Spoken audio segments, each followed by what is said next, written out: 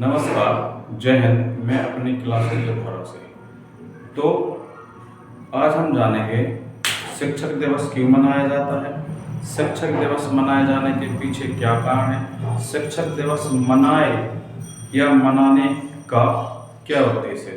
तो आइए जानते हैं शिक्षक दिवस। तो शिक्षक दिवस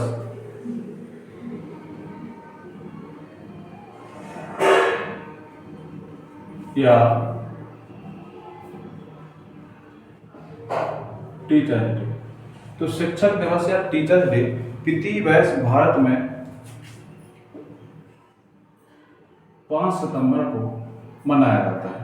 अब 5 सितंबर को शिक्षक दिवस भारत में मनाया जाता है, परंतु यदि विश्व स्तर पर बात की जाए तो शिक्षक दिवस को 5 अक्टूबर को मनाया जाता है। और यदि 2 अक्टूबर की बात करें तो 2 अक्टूबर को महात्मा गांधी जी की जयंती मनाई जाती है। अब हमें यह देखना है कि 5 सितंबर को ही भारत में शिक्षक दिवस क्यों मनाया जाता है। यदि शिक्षक दिवस की बात करें तो 5 सितंबर को शिक्षक दिवस मनाने के पीछे एक बहुत ही दिलचस्प और रोचक कहानी है। यदि हम देखें तो भारत में 5 सितंबर को शिक्षक दिवस के रूप में मनाया जाता है। इसके पीछे क्या होता है कि 1962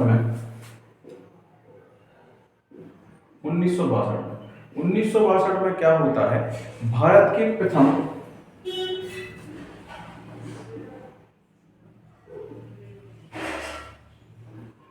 उपराष्ट्रपति तथा द्वितीय राष्ट्रपति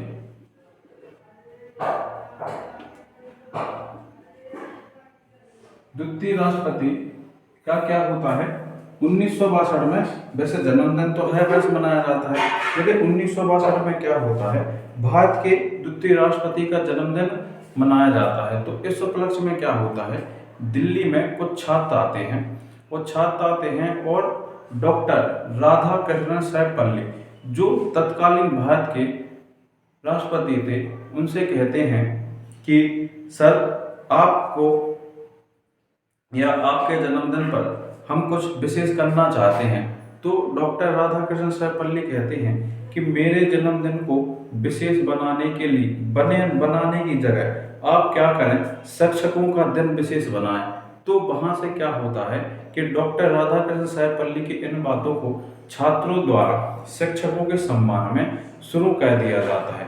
तभी से भारत में डॉक्टर राधाकृष्णन सर्वपल्ली के जन्मदिन को शिक्षक दिवस के रूप में मान्यता या मनाया जाने लगा है।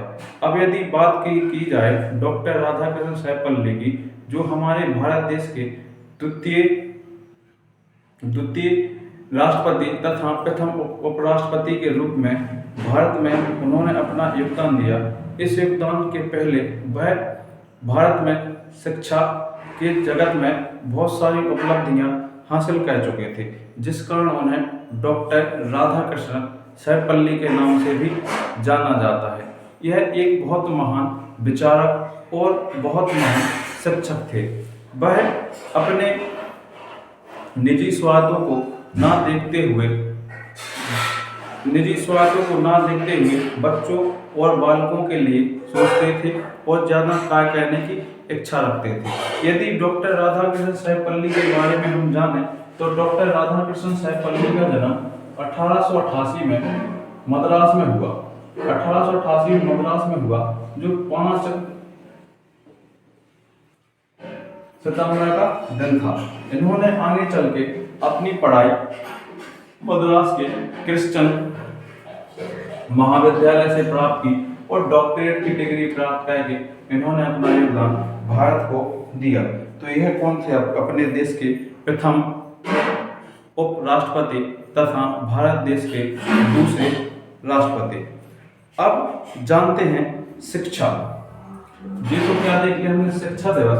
अब जानते हैं शिक्षा कि शिक्षा क्या है। यदि हम शिक्षा को देखें तो अगर हम अगर मेरे अनुसार देखा जाए शिक्षा को, तो सा से क्या हो जाएगा शास्त्र, तो छा से क्या हो जाएगा क्षत्रिय। मतलब शास्त्र से लेके शस्त्र, शास्त्र से लेके शस्त्र तक की संपूर्ण दिए गए ज्ञान को किसके अंतर्गत रख सकते हैं, हम किसके अंतर्गत बोल सकते हैं, शिक्षा के अंतर्गत। लेकिन वर्तमान में हम देखें तो शिक्षा का यह स्वरूप नहीं देखने को हमें मिलता। वर्तमान में शिक्षा को मैकाले की नीति के अनुसार केवल और केवल रटना सिखाया गया है। हम देखते हैं किसी भी संस्थान में जाते हैं तो हमें वहां पर शिक्षा के क्षेत्र में देखने को मिलता है कि बालक को एक प्रश्न बता दिया जाता है, उस प्रश्न को लिखा दिया जाता है, लेकिन उसे समझाया नहीं जाता, ना उसके बारे में हमारे आम जीवन में होने वाले उदाहरणों को बताया जाता है। तो यह हमारी शिक्षा नीति या हमारे देश की शिक्षा नीति नहीं थी। हमारे देश की शिक्षा नीति थी कि हमारे देश की शिक्षा नीति थी कि हम शास्त्र से लेकर शस्त्र तक का अध्ययन करते थे। वो भी कैसे करते थे, प्रैक्टिकली, मतलब प्रायोगिक तौर पर। लेकिन वर्तमान में प्रायोगिक तौर पर शिक्षा को उतना महत्व नहीं दिया जा रहा है। अभी महत्व दिया जा रहा है केवल और केवल पाठन में, ना कि प्रयोग में। तो इसका कि शिक्षा को केवल रटाया नहीं जाए, उसे पढ़ाया जाए, उसे समझाया जाए। बात यहाँ आ जाती है कि आपने कितना पढ़ा है ये मायने नहीं रखता, आपने कितना सीखा है ये मायने रखता है, आपने कितना देखा है ये मायने नहीं रखता, आपने कितना जाना है ये मायने रखता है।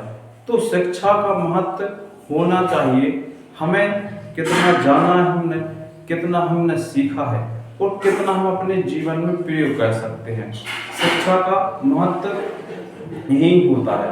शिक्षा का महत्व ये नहीं होता है कि हमने लिखा, हमने पढ़ा, हमने रटा, हमने नंबर लिए, हम आगे निकल गए। शिक्षा का महत्व होता है हमने देखा तो हमने जाना, हमने जाना तो हमने किया, हमने किया तो फिर हमने अपने आप को पहचाना। जब हमने अपने आप को पहचाना तो हमने अपने आप को शारीरिक तौर पर, मानसिक तौर पर मजबूत बनाया। यदि हम देखें शारीरिक रूप पर और मानसिक रूप पर, अभी के बच्चों को ध्यान ही नहीं दिया जाता है। बच्चों को ध्यान दिया जाता है केवल और केवल रटने पर। तो रटना कोई शिक्षा नहीं है। शिक्षा है यदि हम उसे पढ़ेंगे तो फिर हम उसे जानेंगे। जब हम जानेंगे तो उसका हम प्रयोग करेंगे। जब हम उसका प्रयोग करेंगे तो उसे हम अपने जीवन में लेके आएंगे। जब हम अपने जीवन में लेके आएंगे तो हमारा शारीरिक बदलाव होगा, मानसिक बदलाव होगा, सामाजिक बदलाव होगा। तब हम अपने शरीर में बदलाव महसूस करेंगे, अपने मन में बदलाव महसूस करेंगे, तब हम अपने समाज में भी बदलाव लाने की कोशिश करेंगे। तो शिक्षा का मुख्य उद्देश्य है सामाजिक, मानसिक और शारीरिक तौर पर खुद को विकसित करना और खुद को साबित करना। डॉक्टर अम्बेडकर ने कहा था कि शिक्षा वह शेरनी का दूध है, जिसने पिया है वह दहाड़ेगा।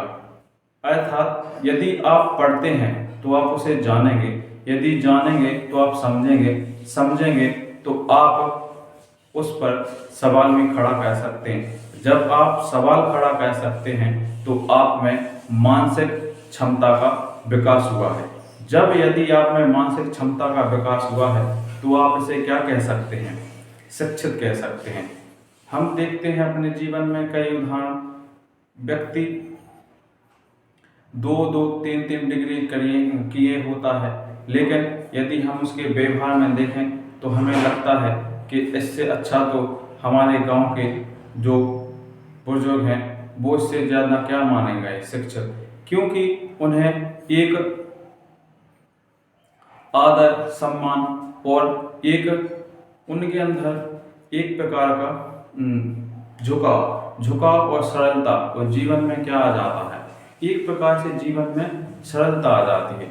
आप देखेंगे तो कई व्यक्ति पढ़े लिखे होते हैं, लेकिन अगर हम उनके स्वभाव में देखें तो हमें ना के बराबर उनके अंदर हमें नम्रता देखने को मिलती है, ना के बराबर मानवता देखने को मिलती है, ना के बराबर दूसरे के प्रति स्नेह देखने को मिलता है, ना के बराबर दूसरे के प्रति सम्मान देखने को मिलता है। तो इसे कि हम शिक्षित कह सकते हैं। शिक्षित या शिक्षित होना यह नहीं है कि हमने डिग्री हासिल कर ली। शिक्षित होना यह है कि चार लोग कहें कि हाँ, इनने शिक्षा ग्रहण की है। वो हम कैसे बता सकते हैं? हमारे जीवन में बदलाव ला के दूसरे के जीवन को बदल कर हम अपने आप को क्या कह सकते हैं? शिक्षित कह सकते हैं। यदि शिक्षा की बात की जाए तो शिक्षा में हम बहुत सी बातों को जोड़ के देख सकते हैं। जैसे कि दो व्यक्ति खड़े होते हैं, एक अनपढ़ होता है, दूसरा पढ़ा लिखा होता है।